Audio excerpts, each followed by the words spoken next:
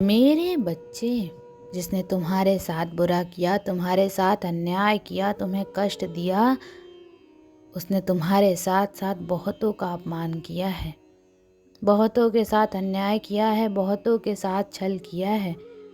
क्योंकि उसका व्यवहार ही ऐसा है। वो इंसान कभी किसी का अच्छा नहीं सोच सकता। उसके दिल में तुम्हारे लिए बहुत नफ़रत है, बहुत जलन है। वो तुम्हें कभी आगे बढ़ता हुआ नहीं देखना चाहता है। और इसके लिए उसने तुम्हारे साथ क्या क्या नहीं किया। पहले तो वो तुम्हारे सामने एक बहुत अच्छा और बहुत सज्जन इंसान बन के आया। जब उसने तुम्हारा यकीन जीत लिया, तब उसने धीरे धीरे तुम्हारे पीठ पे वार करना शुरू किया और धीरे धीरे कर कर उसने सब कुछ छीनना शुरू किया। उसके किए हुए अन्याय की वजह से एक वक्त ऐसा था कि तुम एक पिंजरे में अपनी ज़िंदगी जीने लगे थे। अपने मन में, अपने विचारों में खुद को बांध कर रख लिया था तुमने। दिन रात रोते रहते थे तुम्हारा जीवन पर से, मुझ पर से यकीन डगमगा गया था मेरे बच्चे। तुम्हें ऐसा प्रतीत होता था कि बिना किसी गुनाह के, बिना किसी गलती के तुम एक पिंजरे में बंद हो, और जो तुम्हारा गुनहगार है वो तो आज़ाद घूम रहा है। वो तुम्हें प्रताड़ित करके, तुम्हें पीड़ा देके, सबसे हंस के बातें करता था, बाहर जाता था, अपनी ज़िंदगी जीता था, और तुम एक कमरे में अपनी यादों में, उस पीड़ा में रोते रहते थे, घुटते रहते थे। पर मेरे बच्चे, अब उसके उल्टे दिन शुरू हो गए हैं। अब उसकी बर्बादी शुरू हो गई है। उसके कर्मों का फल उसे मिलने लगा है। वो तुम्हें शायद अभी दिख नहीं रहा है, पर मेरे बच्चे, मेरा यकीन करो, उसकी मानसिक स्थिति अब उसका साथ नहीं दे रही है।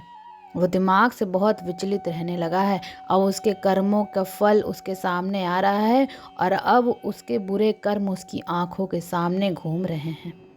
जिस पिंजड़े में एक वक्त पे उसने तुम्हें बंद कर दिया था, अब वो पिंजड़ा उसके इर्द गिर्द उसे घेर रहा है। अब उसके दिमाग में चल रहे विचार उसको अंदर ही अंदर खाए जा रहे हैं। पर वो इतना घमंडी है, उसके अंदर इतना अहम है कि वो आज भी तुमसे माफ़ी नहीं मांग रहा है। और इसीलिए शायद तुम्हें लग रहा है कि उसको सबक नहीं मिला, और उसको सबक मिल रहा है मेरे बच्चे। उसके रिश्ते टूटते जा रहे हैं। जिन लोगों के लिए वो तुम्हें रोता हुआ छोड़ के जा रहा था, वो लोग उसके सगे नहीं हैं। वो अब उसको समझ में आ रहा है। उसको ये समझ में आ गया है, तुम उसके घर की वो नींव थे, जिस नींव के हटने से उसका पूरा घर गिर सकता है। और उसका घर गिर रहा है मेरे बच्चे। जैसे एक वक्त पे तुम्हारा स्वास्थ्य खराब हुआ था उसके धोखे की वजह से, उसके किए हुए छल की वजह से, वैसे ही आज उसका स्वास्थ्य भी खराब हो रहा है। और उसे अब कुछ समझ में नहीं आ रहा है कि वो जाए तो जाए कहाँ, किससे गुहार करे, किससे विनती करे। क्योंकि तो उसने तो सबके साथ इतना बुरा किया है कि अब उसकी कोई सहायता नहीं करेगा। तुमने बहुत न्याय की गुहार लगाई। तुम अकेले बैठे बैठे बहुत रोते थे। तुम प्रतिदिन बस यही सोचते थे कि कब तुम्हारे साथ न्याय होगा। मेरे बच्चे, तो देखो तुम्हारे साथ न्याय हो रहा है। और उसके अंदर ये घमंड था कि उसके किए हुए पापों को कोई नहीं देख रहा है। वो ये भूल गया था कि मैं देख रही हूँ, और मैं उसके कर्मों का फल उसे ज़रूर दूंगी। मैं उसे दंड ज़रूर दूंगी। मैं तो बस तुम्हें उड़ना सिखा रही थी। वो व्यक्ति जो तुम्हें धक्का दे रहा था और सोच रहा था तुम मर जाओगे, मैं तो तुम्हें ये सिखा रही थी कि तुम्हारे अंदर वो ताकत है। तुम अकेले उड़ सकते हो, अकेले लड़ सकते हो, अकेले दहाड़ सकते हो, अकेले ही ये पूरी जंग जीत सकते हो तुम। और देखो, वो लाख लोगों की भीड़ में खड़ा था। उसके इर्द गिर्द बहुत लोग थे, बहुत रिश्ते बना रखे थे उसने। आज वो रिश्ते, उनमें से एक भी रिश्ता उसका सच्चा नहीं है, और उसका कोई साथ नहीं दे रहा है। पर अकेले भी तुम मुस्कुरा रहे हो, अकेले भी तुम आज जीवित हो। एक वक्त पे तो तुम सोचते थे कि तुम ज़्यादा दिन जियोगे ही नहीं, पर तुम आज भी जीवित हो मेरे बच्चे। तुम्हारी उम्मीदें नहीं टूटी हैं, और तुम अपने जीवन में आगे बढ़ रहे हो। अगर तुम्हें अपने शत्रु को मात देना है, तो उसे पीछे छोड़ना सीखो। मुझ पर यकीन करो कि मैंने सब देखा है, और मैं उसे दंड दे रही हूँ।